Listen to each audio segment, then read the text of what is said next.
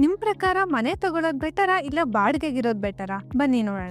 ಇಂಥ ಫ್ರೆಂಡ್ಸ್ ನಿಮ್ಗೂ ಇಷ್ಟ ಆಗಲ್ಲ ಅಲ್ವಾ? ಬಟ್ ಅವಳು ಈ ಡಿಸಿಷನ್ ರಿಗ್ರೆಟ್ ಮಾಡ್ತಾಳೆ ಅಂತ ಹೇಳಿದ್ರೆ wait let me explain. Suppose mister A 1 ಕೋಟಿನ ಕೊಟ್ಟು ಮನೆನ ತಗೋತಾನೆ, ಮತ್ತೆ ಮಿಸ್ಟರ್ ಬಿ ರೆಂಟ್ ಕಟ್ಟೋದಕ್ಕೆ ಕಂಟಿನ್ಯೂ ಮಾಡ್ತಾನೆ, ಮತ್ತೆ ರೆಂಟ್ ಅರೌಂಡ್ 25,000 ಇದೆ ಅಂತ ಅನ್ಕೊಳ್ಳೋಣ. ಮಿಸ್ಟರ್ ಎ ಮನೆ ತಗೊಳೋದಕ್ಕೆ 20 ಲಕ್ಷ ಡೌನ್ ಪೇಮೆಂಟ್ ನ ಮಾಡ್ತಾನೆ.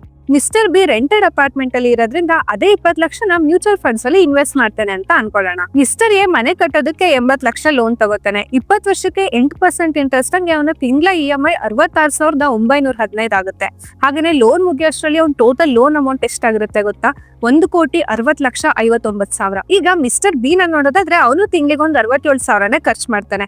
ಅದ್ರಲ್ಲಿ ಅವ್ನು ಕಟ್ಟೋ 25,000 ರೆಂಟ್ ನ ಬಿಟ್ಟು ಉಳಿದ 42,000ದಲ್ಲಿ ಅವನು SIP ನ ಸ್ಟಾರ್ಟ್ ಮಾಡ್ತಾನೆ. ಈಗ ಮಿಸ್ಟರ್ ಬಿ ಅವನು 20 ಲಕ್ಷದ ಇನ್ವೆಸ್ಟ್ಮೆಂಟ್ ಇಂದ 1,92,92,000ನ ಅರ್ನ್ ಮಾಡಿರ್ತಾನೆ.